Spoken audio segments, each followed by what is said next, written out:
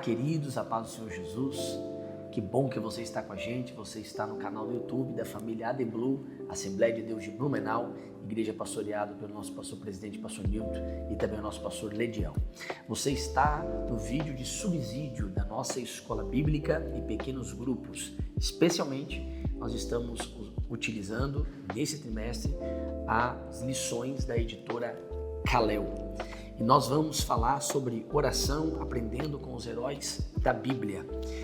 Em especial hoje nós temos uma lição maravilhosa, nós temos uma lição preciosa sobre a história de Neemias. A lição é a de número 6. Vamos lá então?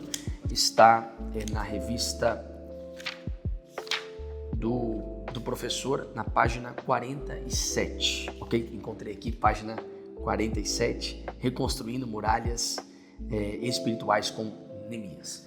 Bom, querido professor, você, lembrando que nós não estamos aqui para ministrar a aula para você, mas sim subsidiar você. Por isso, adquira a sua lição. Também no site da editora Kalel você tem os recursos, os slides estão prontos com tópicos e subtópicos, então acesse aí o site da editora Kalel. Você tem que, em primeiro lugar, ao preparar a sua aula, você deveria, ou deve, melhor dizendo, ler o livro de Neemias. Ok, ler o livro de Neemias. É um livro de pelo menos 13 capítulos, um livro razoavelmente curto, porém com muito conteúdo, com muitas lições, com muitas verdades interessantes que nós podemos aprender. Mas o segundo ponto, você deve focar no assunto principal desta lição. Por quê? O livro de Neemias, ele é um livro com muitas lições, como eu já disse. Então você corre o risco de se perder em assuntos que não é o foco da lição. O foco da lição é o capítulo 1 de Neemias, é a oração de Neemias, como também perpassa um pouco do capítulo 2. Então, foque a sua atenção, leia todo o livro de Neemias e foque no capítulo 1, mas também é bom o contexto, que é o capítulo de número 2. Depois de você ler o livro de Neemias, eu aconselho você a fazer uma leitura direta de toda a lição, destacando pontos que chamam a sua atenção. Leu toda a lição? Ok. Depois de ler toda a lição, pegue o texto-chave e as sabedorias diárias. Novamente, leia a lição e vá encaixando as sabedorias diárias ao longo da sua lição. Isso vai trazer uma clareza para você e um entendimento daquilo que você precisa percorrer e o caminho que você deve seguir. Bom, depois desses passos que eu passei para vocês, agora a gente começa a trazer alguns detalhes importantes para você. Em primeiro lugar, Neemias, o nome Neemias significa Javé conforta, ok? De acordo com o dicionário Almeida. Neemias, ele pertence a um contexto muito especial. Quando você for abordar ali a sua aula, você vai perceber que a nossa lição, preste bem atenção nisso, está dividida em 4 grandes tópicos. O tópico número 1 e o tópico de número 2 é uma preparação contextual. Primeiro o contexto geral de Neemias e depois o contexto da realidade sobre Neemias e a cidade e a reconstrução necessária em Jerusalém. Então, gravou isso em mente? Por quê? Você não deve demorar, por exemplo, em média, seja na escola bíblica ou nos pequenos grupos, eu vou falar especificamente aqui na escola bíblica, por exemplo, a sua aula deve durar de 45 até no máximo 1 hora, mais ou menos isso. Na comunidade onde eu sou pastor, é 45 minutos. Ok, você vai de comunidade para comunidade. No pequeno grupo, você vai ter meia hora, 20 minutos. Ok, ponto. Então, cuidado para não gastar metade da sua aula no ponto 1 e no ponto 2, porque são conteúdos pesados e como o foco é você enfatizar a questão da oração, que é abordado mais especificamente no ponto 3 e 4 de forma incisiva e de uma forma muito especial pelo autor, que inclusive é o nosso pastor presidente, o pastor Nilton dos Santos, de uma forma muito bacana. Você tem que tomar cuidado para não se perder, ok? Então vamos lá, vamos ver como funciona isso na prática. Ponto 1 vai falar sobre o contexto histórico geral do mundo naquele período, abordando a questão do rei daquele período, rei Medo-Persa, o governante da época, como também a forma que esse rei governava e como que esse rei, de acordo com a providência divina, trouxe a oportunidade da restauração de Jerusalém. Ok, você vai ver ali fatos históricos dizendo que esse nome, né, Artaxerxes I, é citado tanto por fontes históricas seculares, como na Bíblia, em Neemias, no livro de Esdras, ok? Você vai perceber de que é este rei que interfere diretamente na liberação de Neemias, como também na ação de Esdras, que são contextos. Mas o que eu quero, antes de colocar você aqui nesse ponto de número 1, você tem que ter um pouco de noção da história do povo de Israel, ok? Então preste bem atenção agora, dê pausa, respira, pegue o papel e caneta, prepare-se para o que eu vou dizer que é muito bacana.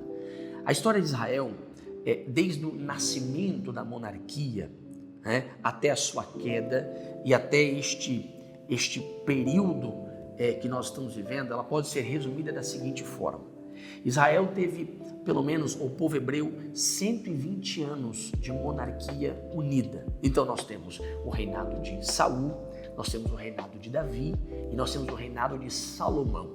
Isso termina em 931 a.C.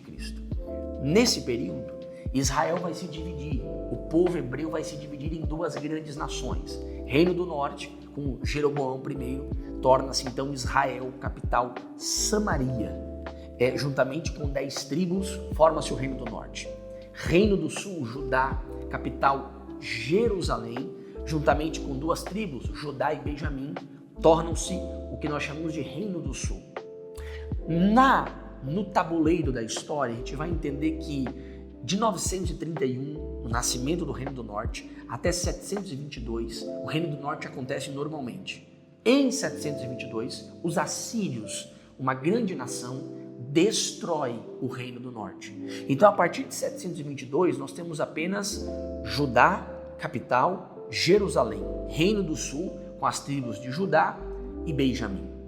Só que no ano 586 a.C., os caldeus ascendem no trono da história, a conhecida e famosa Babilônia, contexto ali de Daniel, seus amigos e todos os profetas do Primeiro Testamento desse contexto. Nesse contexto, em 586, Deus cumpre uma grande promessa que iria fazer um cativeiro de 70 anos com o seu povo. Agora não todo Israel, mas o Reino do Sul, Judá, Jerusalém. Por que eu estou dizendo tudo isso?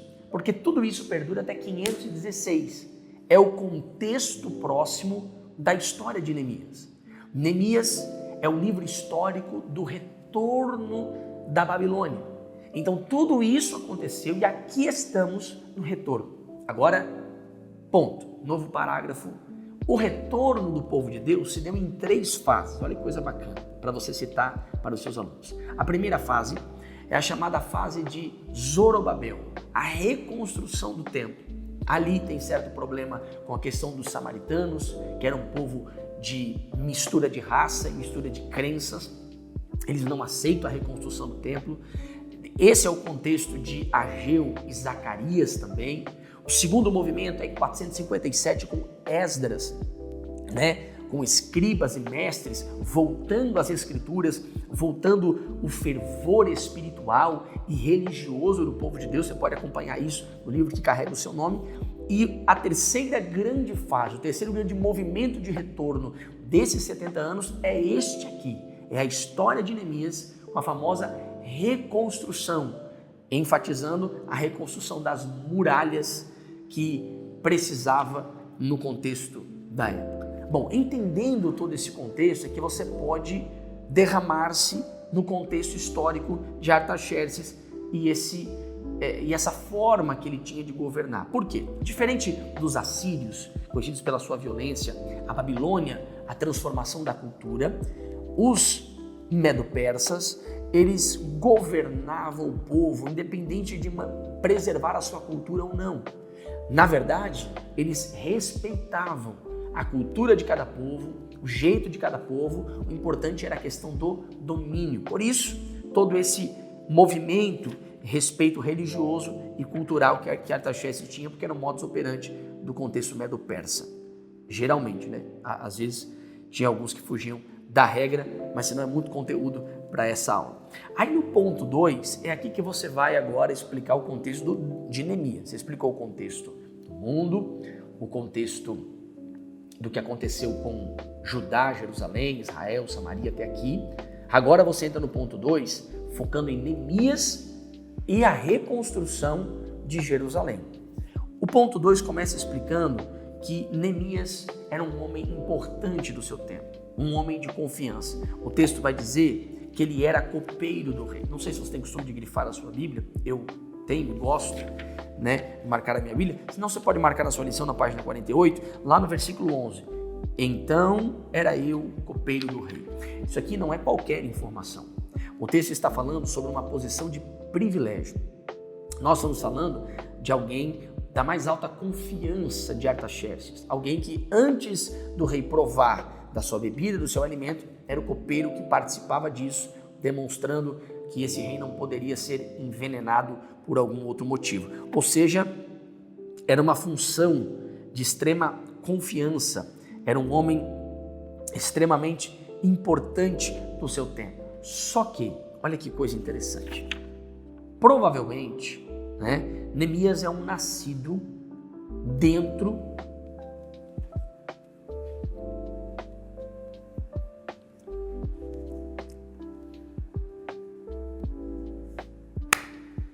Provavelmente, nós entendemos com a leitura do texto e toda a realidade histórica, Neemias é um nascido do cativeiro, ou seja, Neemias nunca esteve em Jerusalém, Neemias nunca pisou naquela terra.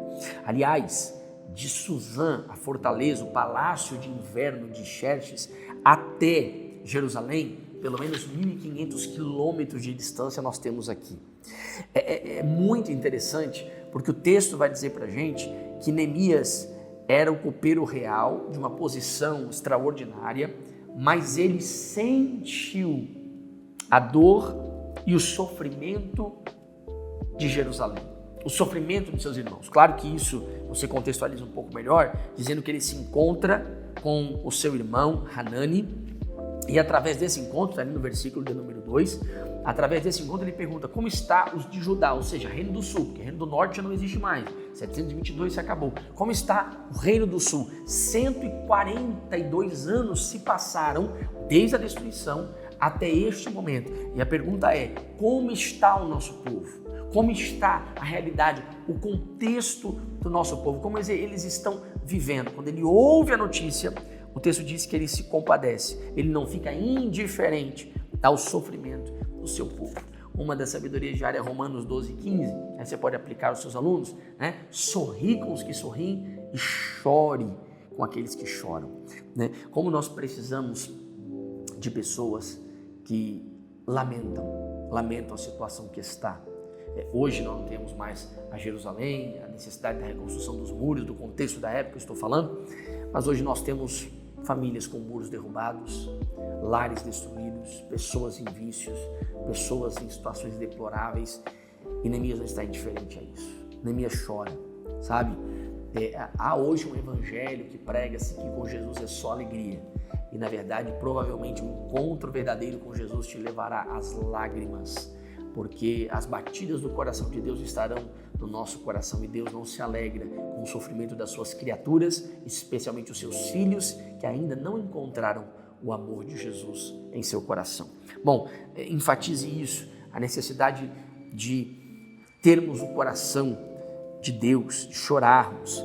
O texto diz que há um encontro entre eles, não se sabe exatamente como é que foi essa questão, o seu irmão está em Jerusalém, ele está no palácio, mas esse encontro mudou tudo, porque Neemias não pode ficar indiferente. Bom, agora nós vamos para o ponto 3. Ponto 3 e ponto 4 é o ápice da sua aula. Aqui é o lugar de maior aplicabilidade. Ponto 1, você vai derramar o conhecimento. Ponto 2, derrama o conhecimento, aplica alguma coisa. Mas ponto 3 a partir do ponto 3 são aplicações claras à vida do cristão quando o assunto é oração. Primeiro ponto ali, o 3.1, primeiro subtópico, ele diz assim, aquela frase, vou orar por você. A gente tem esse costume, um costume, o autor colocou aqui muito bem, de utilizar essa expressão quando a gente ouve da dificuldade de alguém. Vou orar por você. Mas a grande verdade é que o ato de Neemias orar era colocar-se no lugar de outro. E eu gostaria que você, nesse momento, fizesse uma exposição de como foi a oração. Se você tiver um quadro, puder colocar no Data Show, coloque lá como foi a oração de Neemias. É a exposição do versículo 5, do versículo 5 até o versículo de número 11. Aí você vai começar a expor alguns pontos principais da oração de Neemias. Você pode colocar muitas coisas. Em primeiro lugar, no início já está ali, né? A oração, Senhor Deus dos céus, Deus grande e terrível. Quer dizer, o contexto é de caos, destruição, um aparente descontrole de Deus, haja visto toda a realidade do contexto da época. Mas Neemias diz, não. O contexto é difícil, é complexo, mas Deus continua grande e temível. Deus continua grande e terrível, continua grande e poderoso, continua sendo Deus. A terra está em crise, mas o trono de Deus está ocupado. A terra está com dificuldade, mas Deus continua sendo Deus. Então, quando for orar, não deixe que o contexto tire a sua fé. Deus continua sendo Deus. Em segundo lugar, Neemias, ele pediu algo a Deus e ele foi atendido. Mas por que ele foi atendido? Porque o que ele pediu coadunava com o plano de Deus. Tem um texto lá de Tiago, perdoe-me. Aliás, você já deixou o seu like? Já deixou o seu curtir? Deixa o seu joinha aí, isso ajuda a gente. Deixa um glória a Deus aqui embaixo para eu saber que você está assistindo. Deus te abençoe em nome de Jesus. Lá em Tiago capítulo 4, versículo 3, dá uma olhada lá que diz assim, vocês pedem e não recebem porque vocês pedem mal.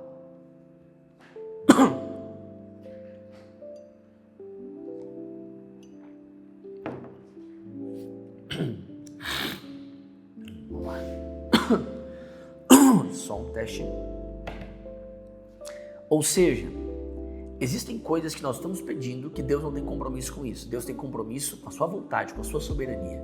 Cuidado que às vezes nós colocamos fé em coisas que Deus não quer fazer.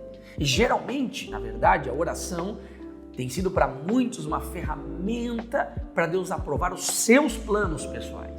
Por que Neemias é atendido numa coisa tão absurda para a época? Sair do contexto medo-persa e voltar para suas terras. Porque o que ele pediu coadunava com a vontade de Deus. Coloque-se debaixo da vontade de Deus, peça a Ele, porque Ele vai honrar não a você, Ele vai honrar a vontade dEle, porque Ele é fiel, independente da situação. E, em terceiro lugar, é importante pensar que Neemias, ele tinha algo a resolver. Mas ele, antes de ir a Artaxerxes, no capítulo 2, ele primeiro vai à presença de Deus buscá-lo. Você deve colocar diante dos seus alunos que Artaxerxes representa uma limitação, um problema, porque é deste rei que vem a liberação para ir a Jerusalém. Então, antes dele estar diante de um dilema, de um problema, de uma incógnita, ele se coloca diante de Deus. Pega isso para o seu coração. Todas as vezes que eu estiver primeiro com Deus, antes de estar diante dos meus dilemas da vida, o dilema não será mais o mesmo. Porque antes de estar diante do problema, eu estive diante de Deus. Isso aqui é muito forte, isso aqui é maravilhoso, para você aplicar para os seus alunos e ter realmente testemunhos até neste momento, uma oportunidade de interação maravilhosa. E de tudo isso, depois de você descrever com mais detalhes, leia, procure ali as lições especiais que estão no texto. Eu vou dar essa liberdade para que você procure. Eu pincelei apenas alguma coisa, deixa Deus te usar. Convide um amigo Espírito Santo para estar com você. Vai ser tremendo, com certeza. Eu quero enfatizar com você que teve resultado. O resultado não foi só uma liberação. O resultado é que teve liberação e recursos para a reconstrução. Porque quando nós nos posicionamos, Deus não só libera a bênção, Deus libera a bênção completa e o nome dele é glorificado. 3.3 é muito interessante, porque agora Neemias recebe autorização para ir a Jerusalém. Mas quem vai a Jerusalém? O próprio Neemias. Neemias torna-se a resposta da sua oração. Deixa eu dizer uma coisa que eu vou falar baixinho para não te assustar. Está orando a Deus por missões? Está orando a Deus para Deus levantar homens e mulheres? Está orando para Deus levantar pregadores, missionários, homens e mulheres que ganhem almas, expulsem demônios, curem os enfermos, reconstruam as muralhas do nosso tempo? Cuidado para você não descobrir que você será essa resposta dessa oração. Porque Deus tem esses mistérios. Às vezes nós oramos e nós somos a resposta. Porque agora você vai embarcar no grande objetivo da lição. Você apresentou a oração, agora você vai mostrar para os seus alunos que muitas vezes nós temos que migrar da oração para a atitude. Por que muitos contextos não mudam? Porque os crentes querem orar, mas não querem tomar atitudes. A chave virou quando Neemias entendeu: eu estou buscando a Deus, mas eu tenho que fazer algo com relação a isso que eu estou vendo. Os muros estão destruídos, ou seja, a cidade está desprotegida, está um caos.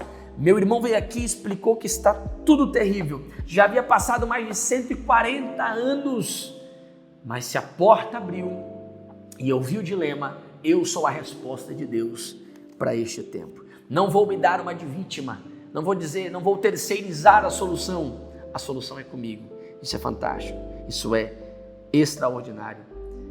Enfatize isso com seus alunos. Ponto 4, a oração que move corações e circunstâncias. Neemias participou dessa resposta. Como eu já enfatizei, é você colocar, por exemplo, pega Tiago, capítulo 2, que diz que a fé sem obras é morta. Irmãos, o que você deve aplicar claramente, deixa eu ser mais específico aqui, ao terminar e concluir esse ponto 4 e concluir também a sua lição, é você trazer aos seus alunos de que nós estamos estudando sobre oração, mas a oração nos move à ação. É mais ou menos assim: todo aquele que quer agir, vá primeiro para a oração, mas todo aquele que já foi para a oração, prepare-se para agir. Deus quer usar você. Porque muitas pessoas se colocam como vítimas da história. Oh céus, olha como é que está o Brasil, olha como é que está o país, olha como é que está a igreja, olha como é que está. E na verdade ele nunca se posicionou para ser a solução de Deus. Ele é um jornal de problemas. Você senta com alguns crentes, ele sabe exatamente o que aconteceu: muros destruídos, cidade destruída, não está legal aqui, não está legal colar, não está bom desse jeito. Ok, qual é a resposta? Antes de agir, ore. Depois de orar, prepare-se para agir, que Deus vai levantar você. Bom, a minha oração é que depois dessa lição, Deus levante pessoas para os departamentos da igreja, levante pastores, levante obreiros, levante reconstrutores desse tempo. Nós precisamos dos Neemias da nossa geração. A vez de Neemias já passou, agora é com a gente. A tocha está nas nossas mãos. Vamos incendiar, vamos fazer a diferença. É tempo de reconstruir. Oração e ação. Esses dois elementos vão transformar a nossa realidade. Que Deus te abençoe em nome de Jesus. Faça uma visita pra gente na nossa grande família The Blue. Que Deus te abençoe em nome de Jesus.